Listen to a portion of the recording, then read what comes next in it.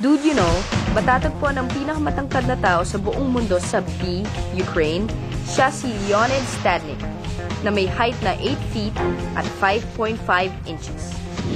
May mga bagay sa mundo na hindi natin maintindihan o mapaniwalaan. Katulad ng abstract na painting na to.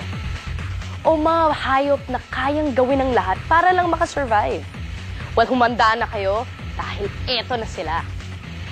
Welcome sa Animallandia, kung saan maraming pasaway ng mga hayop.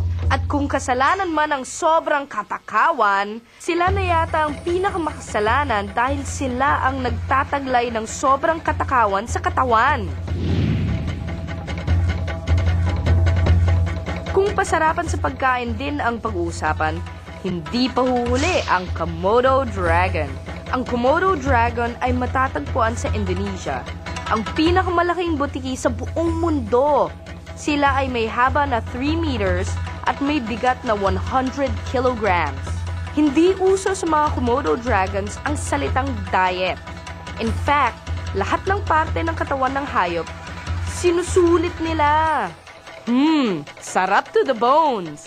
Parang lagari ang ngipin ng mga Komodo dragon, kaya sisiw lang sa kanila pagnguya ng ahas, baboy, kambing, usa, at kahit kapwa nilang Komodo dragon. Wow! At ito pa, kaya din nilang kumain ng isang baboy na singlaki nila.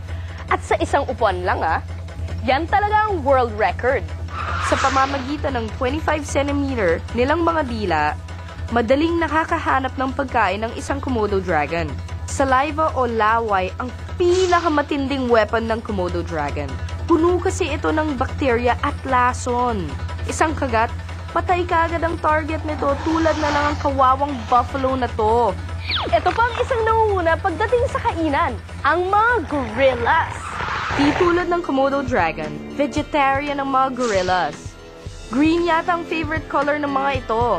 Dahil basta green, kakainin nila. Yum, yum! Ito ang isang parte ng gubat, halos makalbo na dahil pinapak na ng mga gorillas ang nakatanim dito. Dahil sa kanilang veggie at leafy diet, matubig at bloated ang mga belly ng gorilla. Kapag hindi sila kumain ng isang araw, automatic nagiging flat agad ang mga tiyan nila. Kakaingit naman yan. Ang hilig ng mga gorilla sa greens at veggies ang dahilan kung bakit sila madalas magsabog ng lagim. Yung bang hangin na may amoy? Baho? At ito naman ang pangatlo, presenting ang hari ng katakawan sa karagatan, ang mga pating. Sa haba nilang 10 meters at sa higit na 3,000 nilang ngipin, isang kagatan lang ng pating, 50 kilos agad ang pwede nilang makain. Tulad ng Komodo dragon, hindi choosy ang pating pagdating sa kanilang breakfast, lunch, or dinner. Seals, turtles, tin cans, surfboards, surfers, pati kapwang pating pasok sa kanilang menu.